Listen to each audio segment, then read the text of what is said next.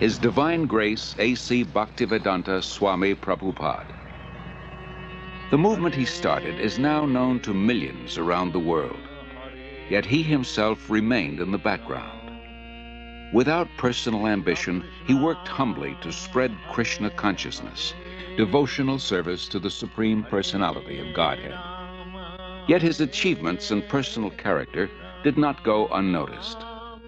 The world's leading scholars and religionists praised his unique contribution, and thousands grew to love him as their dearmost friend and well-wisher.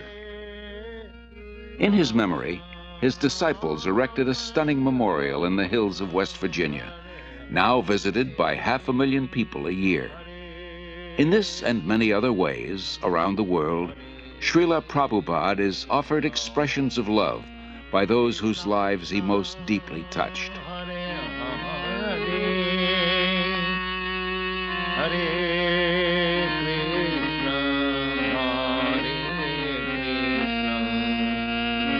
Kṛṣṇa Kṛṣṇa Hare Hare Hare Rama Hare. Always remember Kṛṣṇa, God, and never forget him. This was the goal of the rich spiritual culture that flourished in India for thousands of years. Even today, Lord Kṛṣṇa is remembered and glorified through monumental achievements in architecture, art, drama, music, dance, and philosophy. Calcutta, 1896, the capital of India, the crown jewel of the British Empire, an elegant city of wide avenues and spacious parks. It is here that Abhay Charanaravinda Bhaktivedanta Swāmi is born. A pure devotee of Kṛṣṇa from birth, Abhay Charan is raised in a well-to-do mercantile family. From infancy, he goes with his father to the Radha Kṛṣṇa temple, and at age 4, the child spontaneously begins worshipping similar deities in his home. When Abhay Charan hears of Ratha Yatra, a traditional festival in honor of Lord Kṛṣṇa, it further inspires his natural devotion. With his father's help, every year he holds his own small celebration, drawing the neighborhood children into the festivities. At age 8, Abhay Charan enters the nearby Mati Lal Seal School. After graduation, he attends Scottish Churches College, one of the most respected in Calcutta. At the time, Mahatma Gandhi is organizing his countrymen in a nationwide boycott of everything British. Gandhiism is surging through India, uniting her in a massive non-cooperation movement. Sensitive to British subjugation of India's culture and people, Abhay Charan becomes an early supporter of Gandhi's movement. But 1922 marks a turning point in Abhay Charan's life. He meets Śrīla Bhaktisiddhanta Saraswati Goswami, the greatest devotee of Kṛṣṇa of his time. Śrīla Bhaktisiddhanta belongs to the disciplic succession of spiritual masters extending back to Lord Kṛṣṇa himself. He convinces Abhay Charan that Kṛṣṇa's spiritual message transcends India's dependent position. Nothing is more important. He requests Abhay Charan to spread Kṛṣṇa consciousness in the Western world. Abhay Charan hears and is deeply impressed. By this time, Abhay Charan has a growing family. He moves to Allahabad and starts a successful pharmacy. All the while, his spiritual master's words remain implanted in his heart. In 1933, he becomes a disciple of Śrīla Bhaktisiddhanta, who comments, "He will do everything in due time."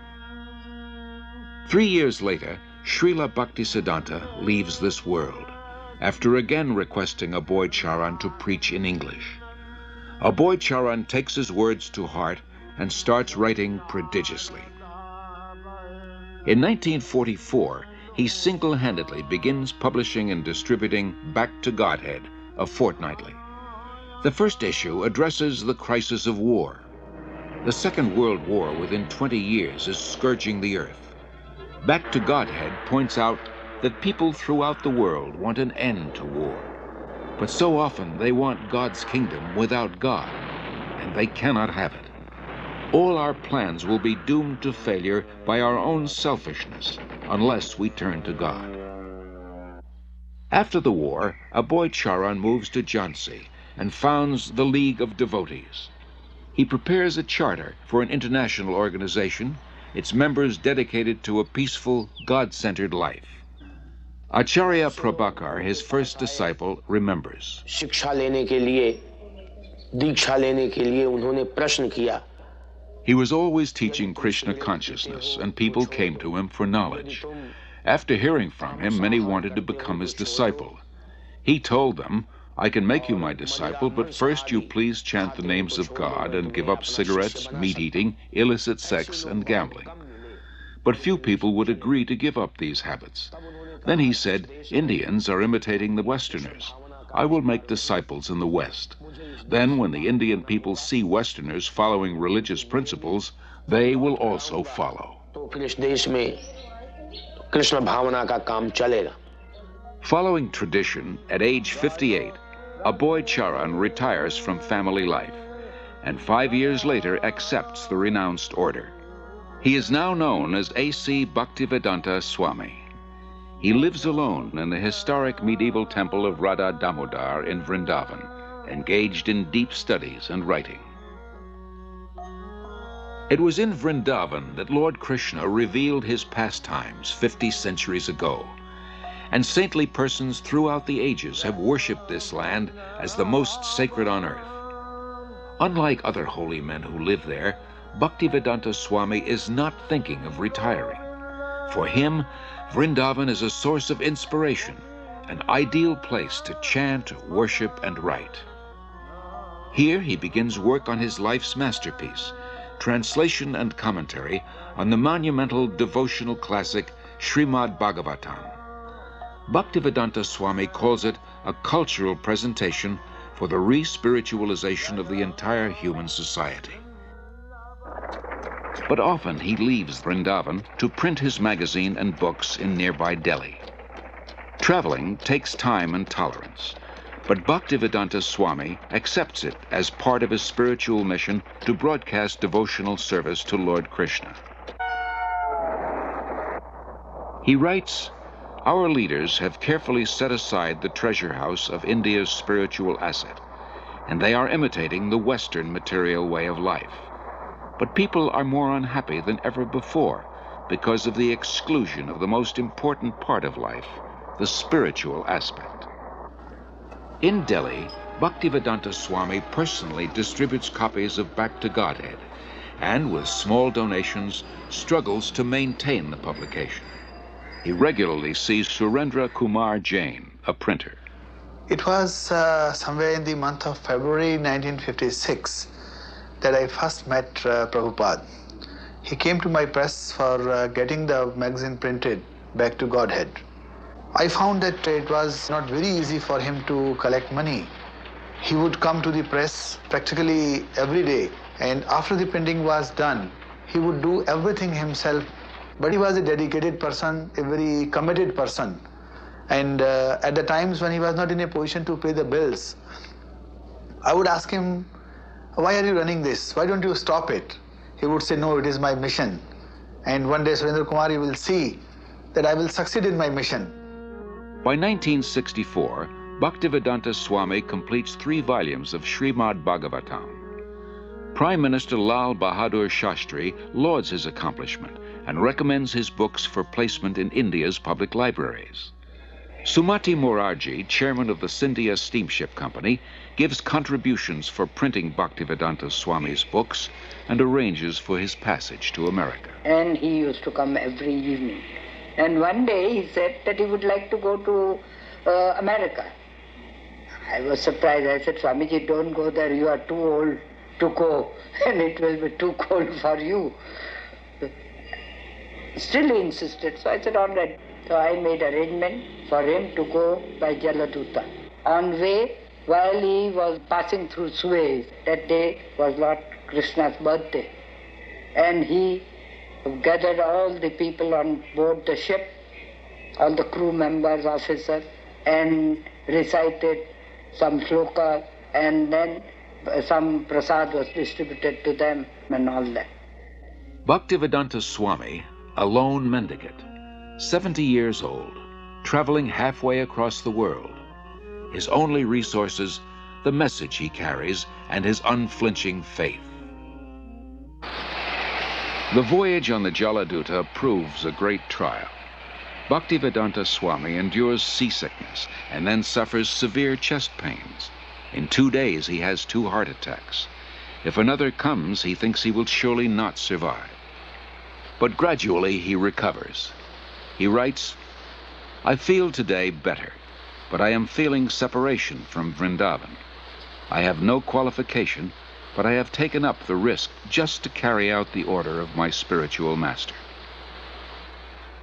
September 17th, 1965. The Jaladuta arrives in Boston Harbor. On board, Bhaktivedanta Swāmi writes, "My dear Lord Kṛṣṇa, you are so kind upon this useless soul, but I do not know why you have brought me here. Most of the population here is absorbed in material life. How will I make them understand your message?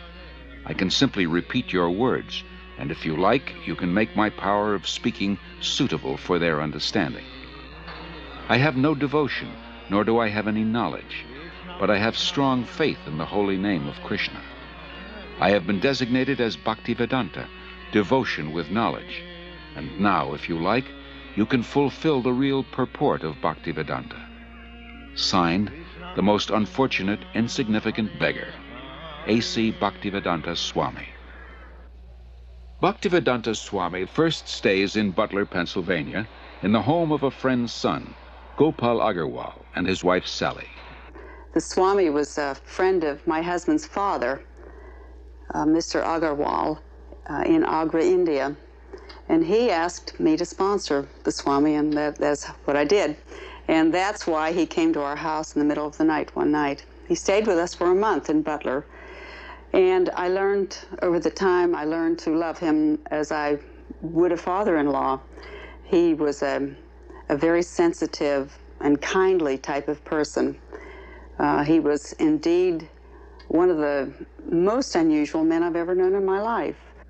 The Swami came with so few possessions. He came with the clothes he had on his back. He had a typewriter, and he had his books. And he had a bag of cereal. Imagine coming to a country on the other side of the world with so little, and yet he came with so much in himself. The Swami brought a pan with him in which he cooked his food, and in fact cooked our lunch too. Our little boy was only 6 months old when he came, and the Swami was there when Bridge first stood, and he laughed and laughed to see him stand up. When he laughed, he was just oceanic. He just seemed to take in the entire universe when he laughed, and he laughed a lot. I enjoyed my association for that 1 month with him about as much as I've enjoyed anything in my life.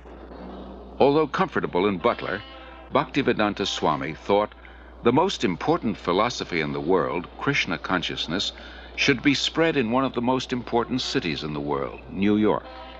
He moves to 100 West 72nd Street. 3 months later, his typewriter and tape recorder for translating are stolen. Bhaktivedanta Swāmi later said, "I came to America risking my life. I was physically unfit and at the fag end of my days. Sometimes I did not know where to live, nor was I used to the severe cold. Seemingly I was alone for 1 year, but I never felt alone. I always felt the presence of my spiritual master, so I did not lose my enthusiasm, despite all difficulties." Bhaktivedanta Swāmi arrived in America during a decade of discontent. There's widespread dissatisfaction with America's war in Vietnam, and with what some consider her racist, exploitative dealings at home and abroad.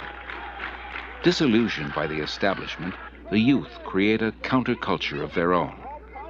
Around the time Bhaktivedanta Swāmi came, waves of Americans are breaking away from the status quo, searching for an alternative. For a short time, Bhaktivedanta Swāmi lives in the Bowery in a loft given by a friend. Mukunda Goswami, who was attending his classes at this time, tells of their first meeting. He wore very thick glasses and had a big Sanskrit book spread out before him. His voice was very deep and resonant. He spoke with great authority, and the Sanskrit shlokas he spoke were very beautiful, very melodious.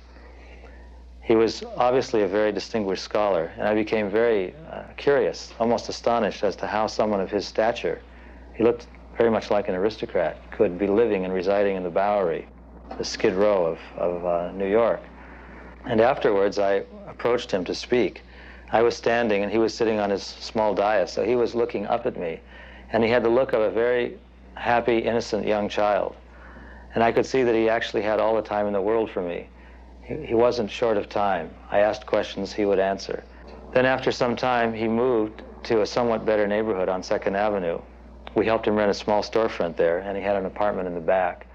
And within a few weeks' time, this little storefront on 2nd Avenue, on the Lower East Side of New York, which was then populated by thousands of young hippies, had been transformed into a beautiful Kṛṣṇa temple. Allen Ginsberg, I remember, began to come at that time. When he moved down the Lower East Side, I thought that was a stroke of brilliant social judgment, because traditionally, Swami's, yogis, Zen masters all moved uptown to the rich and were sponsored and funded by the rich, and you would find Krishnamurti living in elegant apartments on the Upper East Side, with drawing rooms and French furniture, and here was Bhaktivedanta, like in the depths of Calcutta, where the hippies were, and where the acid heads were, and the freaks, and the amphetamine heads, and the meth monsters. So it seemed like he was actually bringing some kind of ray of song and light to the right place, the lower depths where it was needed, and where, of course, the glory side was the intellectual center in certain respects, in art and in advanced spiritual vibrations, particularly in the 60s. So it seemed historically just move on his part.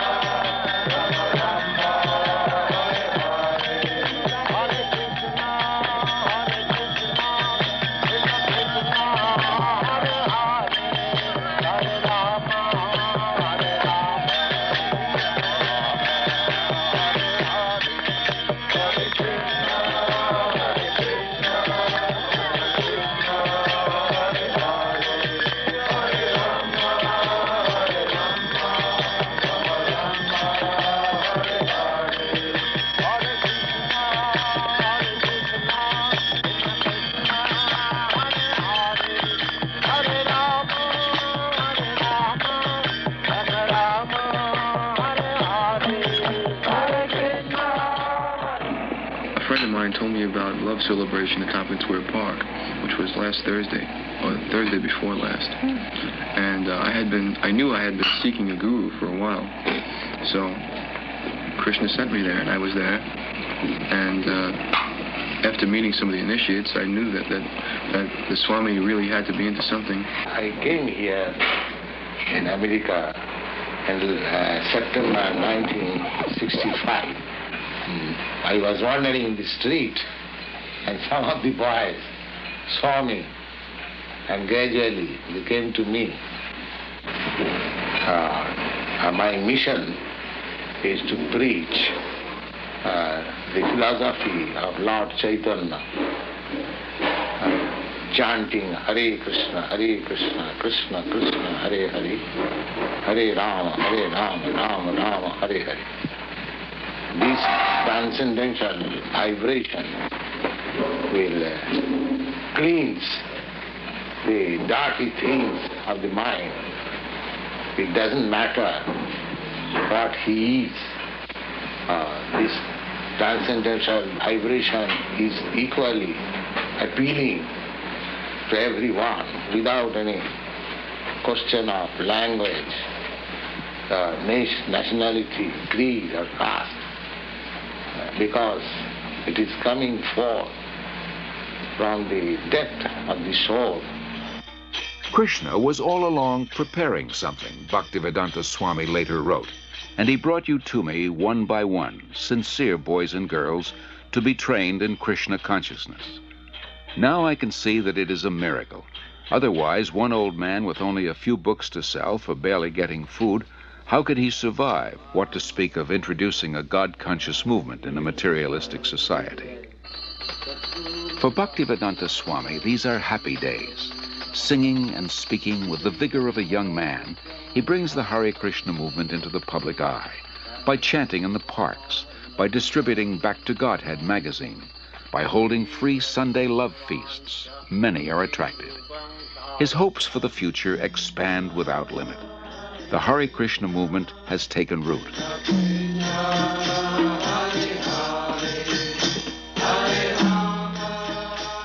Sometime in the spring of 1967, people handed me clippings from New York newspapers saying that there was a Swami in New York City. So I went to New York to look up this person and his movement. My first contact was with disciples apart from Bhaktivedanta Swāmi, and I was frankly somewhat disappointed by the disciples. They seemed to be not very informed about what they were doing. They were unclear about the whole thing.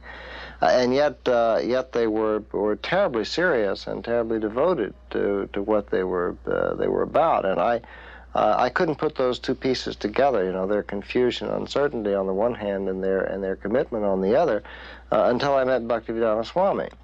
And as soon as I met him, which was after several visits to the temple, I realized that this was the person who really made the whole thing go. But the impressive thing about that was he was never himself in the center. He never said, you should do this because of me. He always said, you should do this, and I should do this because of Kṛṣṇa.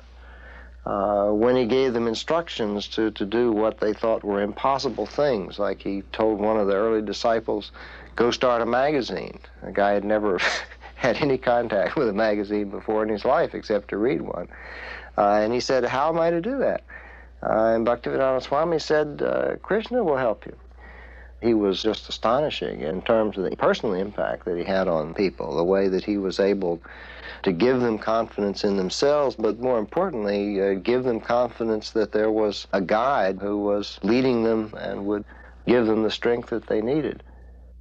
Bhaktivedanta Swāmi does not belong to New York. He belongs to Kṛṣṇa. So when a few of his followers invite him to San Francisco, he goes and introduces the freewheeling youth to Kṛṣṇa, his ancient culture, his spiritual food, his eternal chant, the way to stay high forever. In the heart of the hippie movement, Haight-Ashbury, Golden Gate Park, and in the hearts of the hippies, the Hare Krishna mantra resounds with unimagined potency.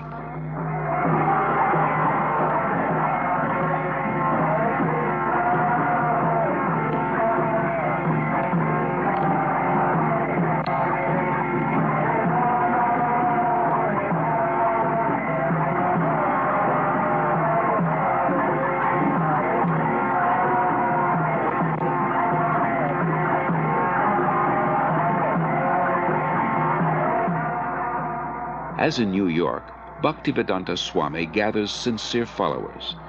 The Hare Krishna movement begins to grow. Bhaktivedanta Swāmi becomes respectfully known as Prabhupāda, meaning one at whose feet the masters sit.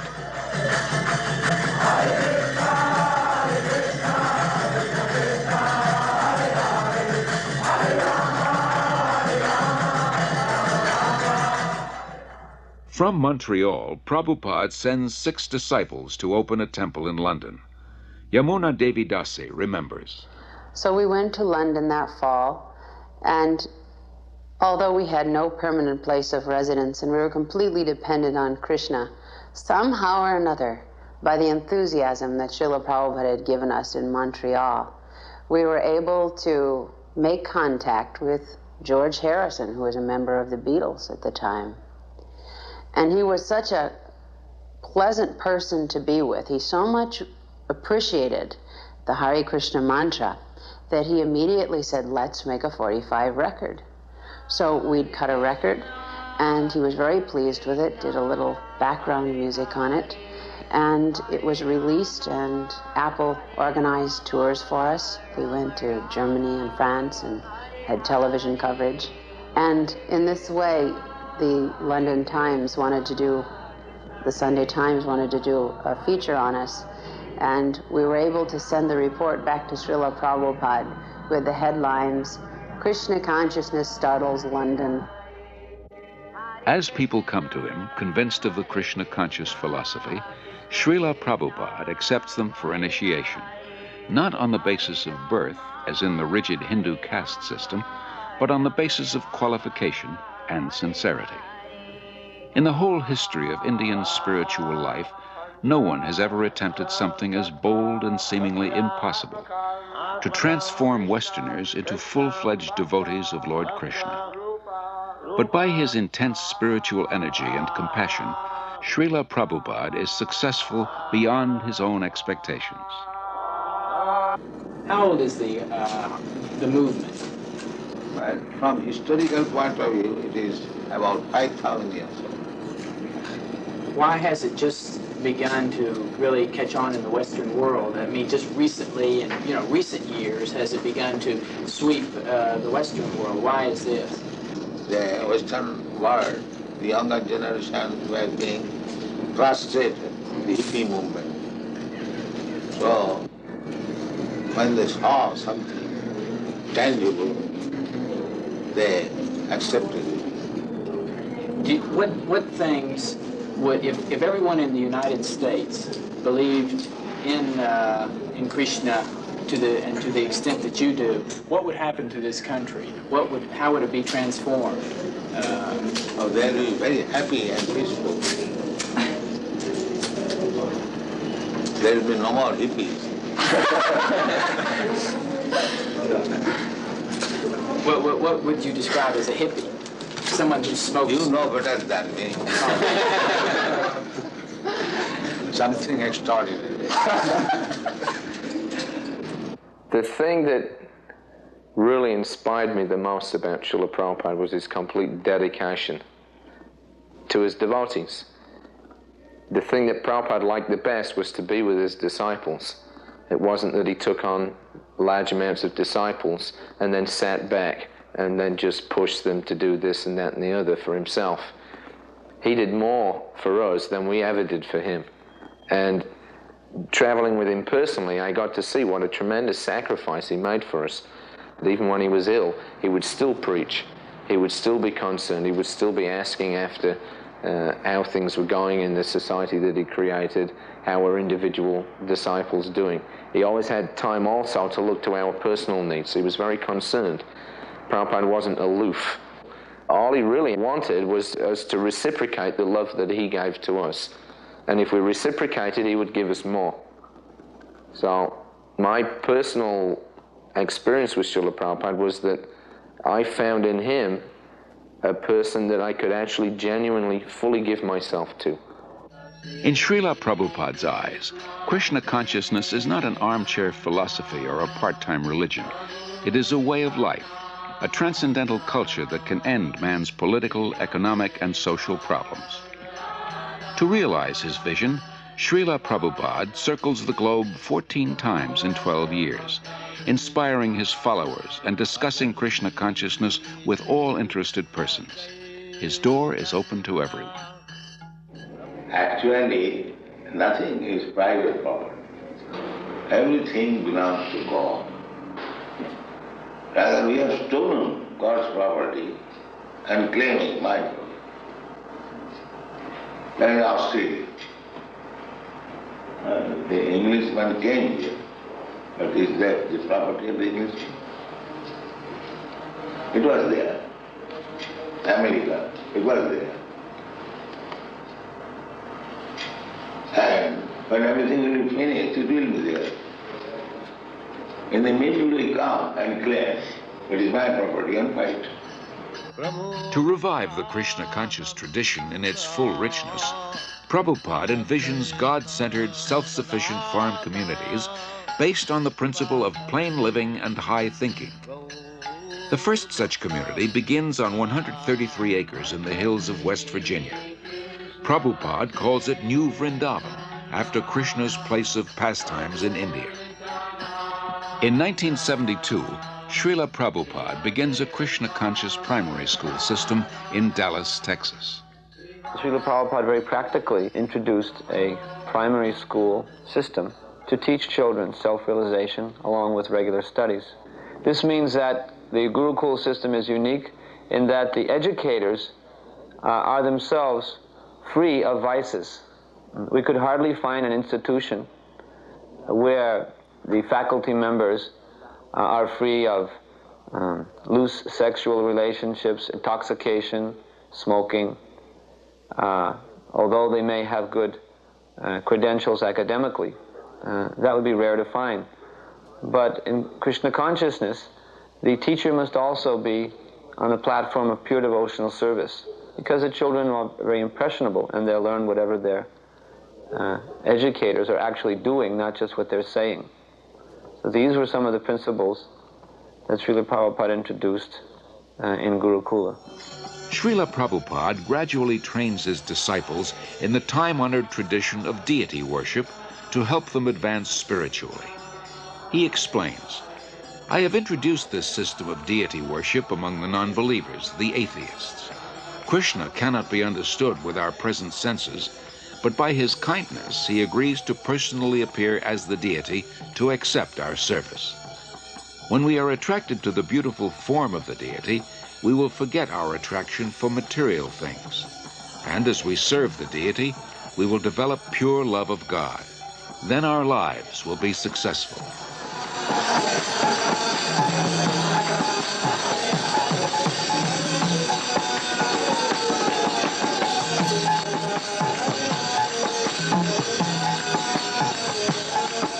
In Melbourne, Australia, Śrīla Prabhupāda worships Lord Chaitanya, a divine incarnation of Kṛṣṇa. By Chaitanya Mahaprabhu's mercy, we have installed the deity here in your country.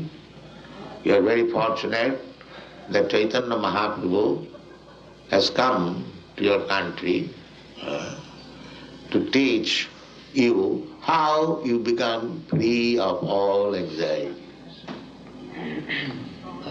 This is Chaitanya Mahaprabhu's mission. Everyone is full of anxiety, but everyone can be free from all the anxieties if he follows the path chalked out by Sri Chaitanya Mahaprabhu. As people are fallen in this age, the method also has been offered very simply. They have been recommended simply to chant the holy name of God. That's all. For 5 years after first arriving in America, Śrīla Prabhupāda presents Krishna consciousness primarily to Westerners, from housewives to hippies to heads of state. Then, in November 1971, after a world tour, he returns to Delhi with some of his followers. The mayor receives him with the fanfare that greets a homecoming patriot. Prabhupada quotes Lord Chaitanya, "It is the duty of those born in India to benefit others by spreading Krishna consciousness.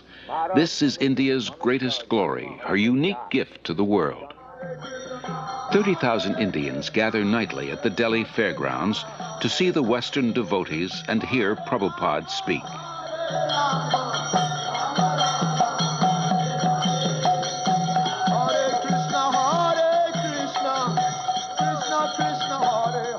To bring about this change in India, that the revival of Krishna consciousness, Prabhupada's plan was to bring his dancing white elephants. He told us that when I bring my Western disciples to India, they will all come to see my dancing white elephants, he said. So we were actually very fond of being Prabhupada's dancing white elephants. We took that as the special mercy of Prabhupada on us, that we could be his dancing white elephants and help him in any way we could to preach Krishna consciousness in India.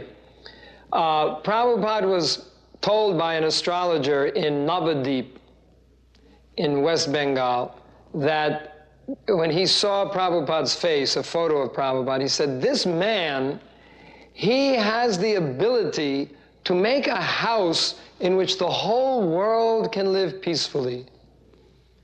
To make a house in which the whole world can live very peacefully. And when I told Prabhupada that, he said, yes, that is my mission, that within Krishna consciousness, the whole world can live peacefully. While the Hare Krishna movement spreads worldwide, Śrīla Prabhupāda wants to nurture its roots in India. He journeys to Mayapur, West Bengal, the birthplace of Lord Chaitanya. It was Lord Chaitanya who inaugurated, 500 years ago, the congregational chanting of God's holy names. In Mayapur, devotees purchase a small tract of land and start constructing an international guest house. For a handful of devotees who know nothing about construction, this is not an easy task. Śrīla Prabhupāda directs and encourages them. For ourselves, he says, we are happy and satisfied living in a grass hut. But if we simply have a hut, who will come here? The more we develop our land, the more people will be attracted.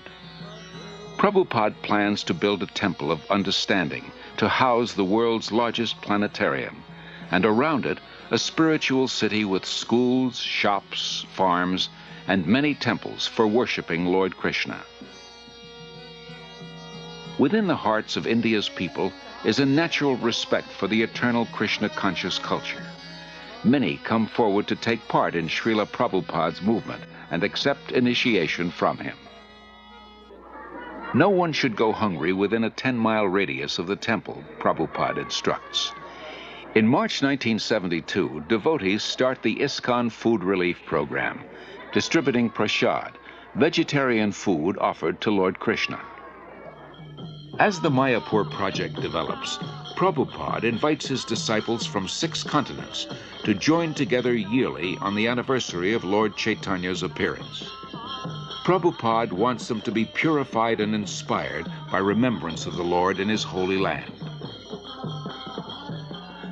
In Vrindavan, Śrīla Prabhupāda treats his followers to a guided tour of the holy places and personally relates Lord Kṛṣṇa's pastimes. The devotees relish a bath in the sacred waters of the Yamuna River.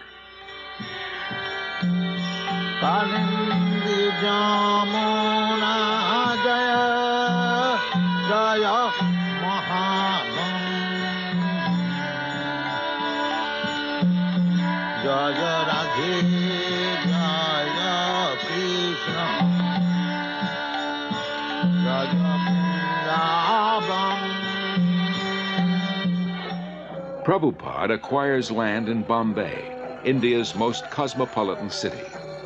Although he has only a hut for a temple, Prabhupada envisions an international cultural center. His ambition is to give as many people as possible access to the nectar of transcendental life, whether through philosophy, service, or spiritual food, so that everyone can become happy, hopeful, and peaceful. Dr. N.D. Desai, a leading Bombay industrialist, recalls.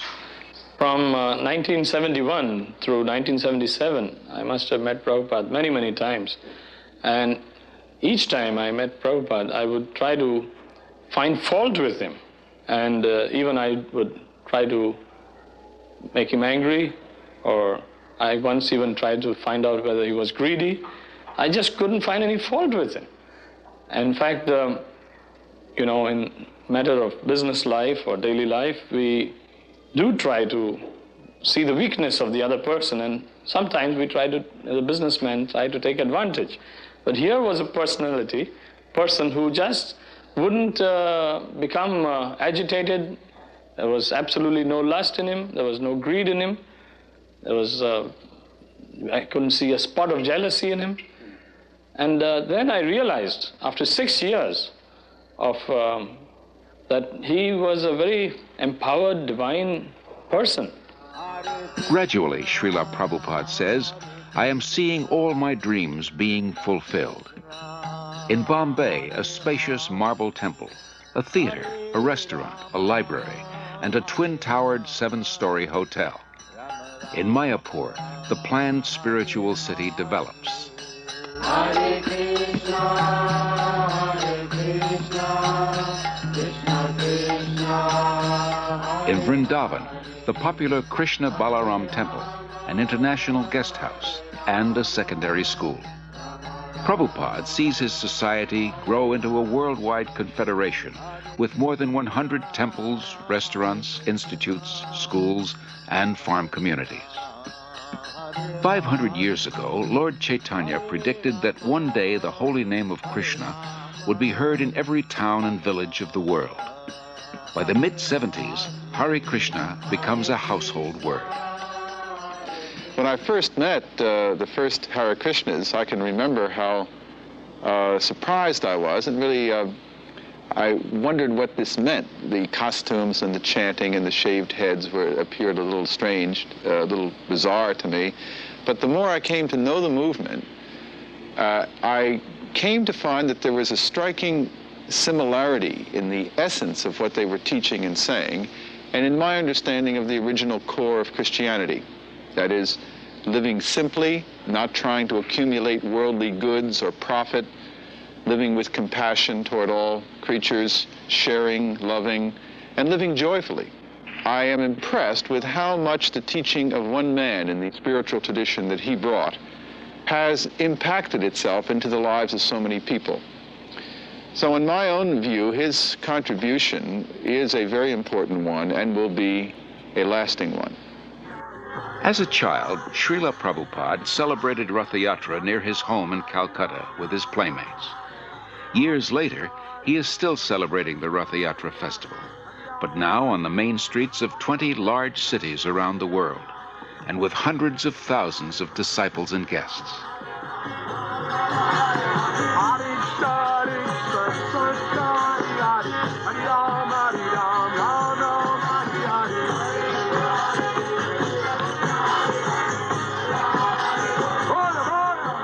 People follow, imitate Americans.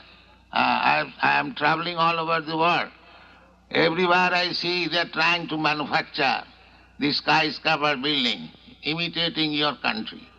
So, if you kindly become Krishna conscious and chant and dance in ecstasy, emotional love of God, the whole world will follow you and it will be Vaikuntha. There will be no more trouble. Thank you very much. Hare Krishna, Hare Krishna, Krishna Krishna, Hare Hare, Hare Rama, Hare Rama, Rama Rama, Hare Hare, Hare Krishna, Hare Krishna, Krishna Krishna, Hare Hare, Hare Rama, Hare Rama,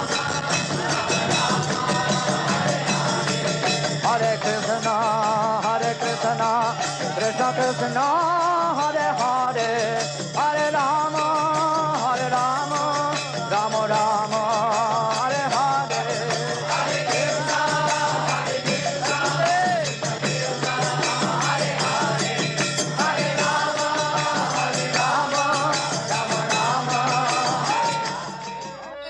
Whether before huge crowds or a few disciples or alone, Śrīla Prabhupāda's mood of devotion prevails.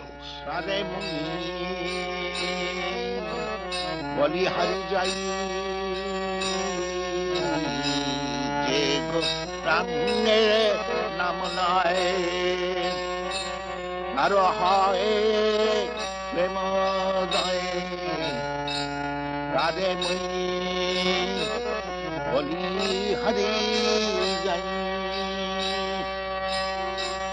Gauranga gulate jhure, Nitya lila tare jhure. Gauranga gulate jhure, Nitya lila tare. Se jana bhakti hari.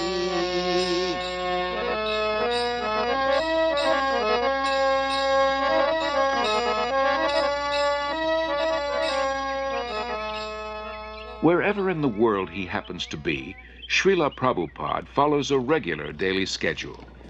In the quietude of the early mornings, he goes out for lengthy strolls and shares intimate moments with a small group of students and guests. Rejecting superficial and dogmatic thinking, he carefully guides his students to increased insight and understanding. After his walk, Śrīla Prabhupāda greets the deities of the Supreme Lord, offers obeisances, and lectures on a verse from Srimad Bhagavatam.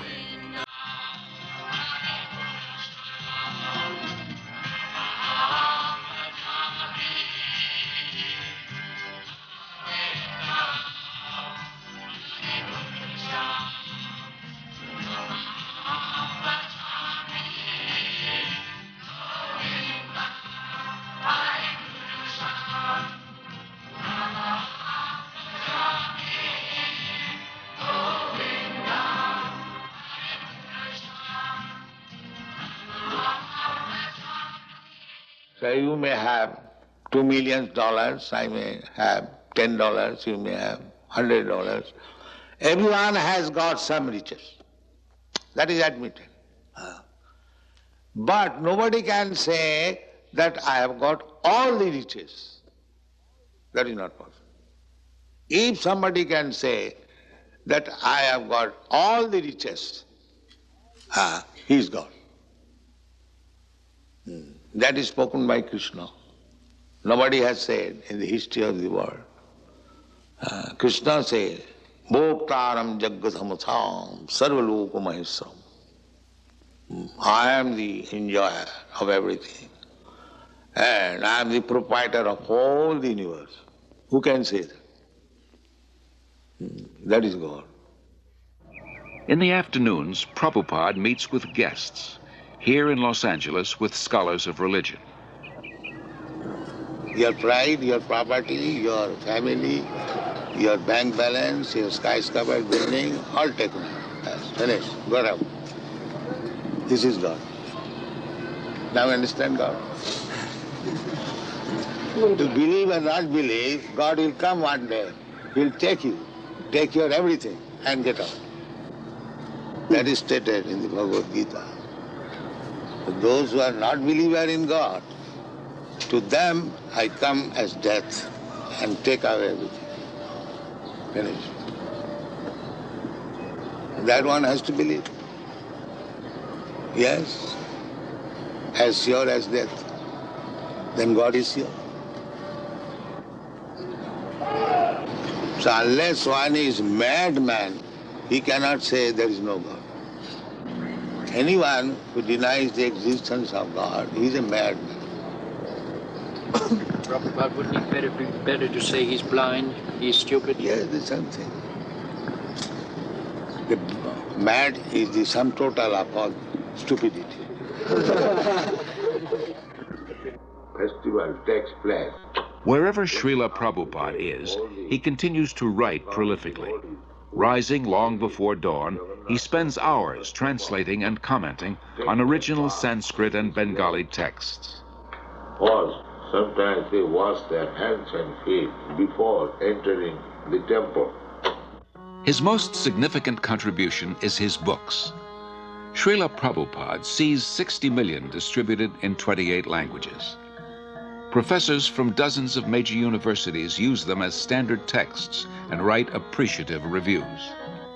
He also did a very important work in introducing to the Western world for the first time the devotional philosophy of Sri Krishna Chaitanya. Not only did he introduce these texts, but he introduced them in a way that was quite different from the other translations that had been made. I had read so many different translations, for example, of the Bhagavad Gita, which had all been interpreted from the impersonalist type of philosophy of the Advaita school. And here, you might say, for the first time was a truly devotional translation, a spiritual translation of the text, which I felt really came much closer to the true meaning and the purpose of the Bhagavad Gita.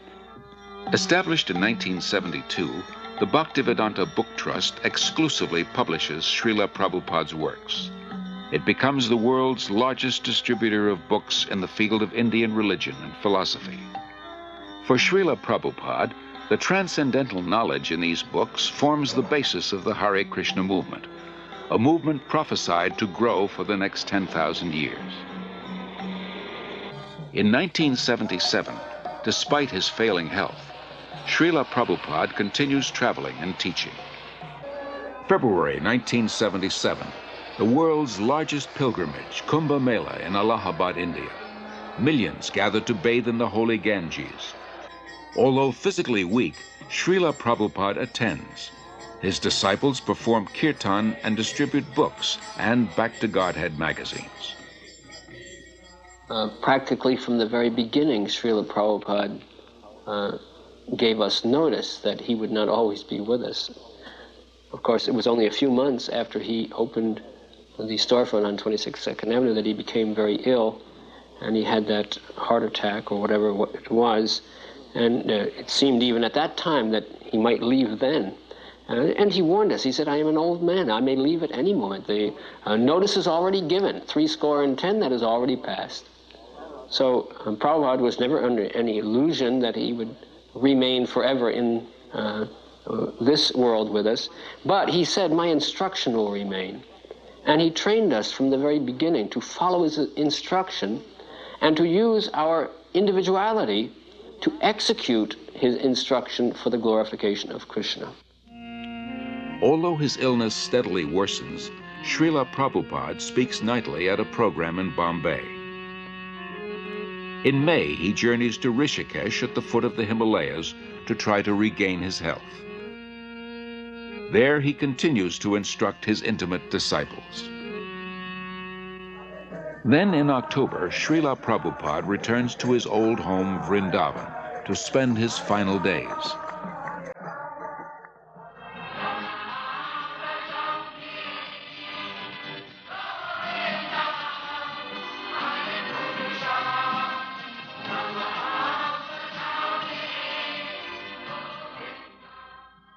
Even though he is physically incapacitated, Śrīla Prabhupāda's intellect remains clear. He continues dictating translations and comments on his life's work, Śrīmad Bhagavatam, until days before he departs from this world. Everything is active, moving by the supreme desire of Krishna. This consciousness is Kṛṣṇa consciousness. November 14th, 1977, His Divine Grace A.C Bhaktivedanta Swāmi Prabhupāda passes on.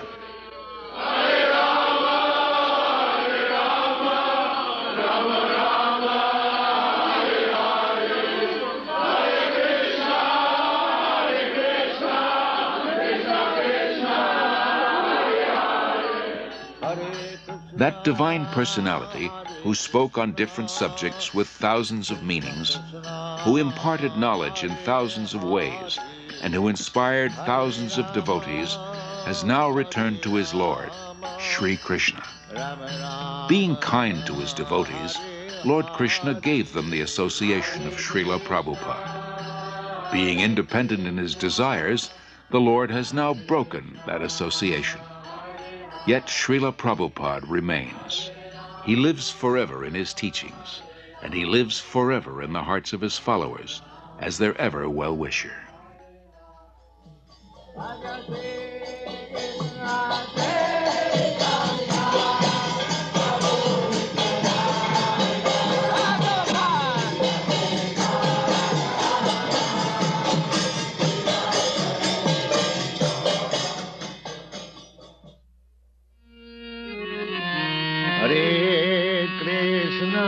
Hare Krishna, Krishna Krishna, Hare Hare, Hare Krishna, Hare Krishna, Krishna Krishna, Hare Hare, Hare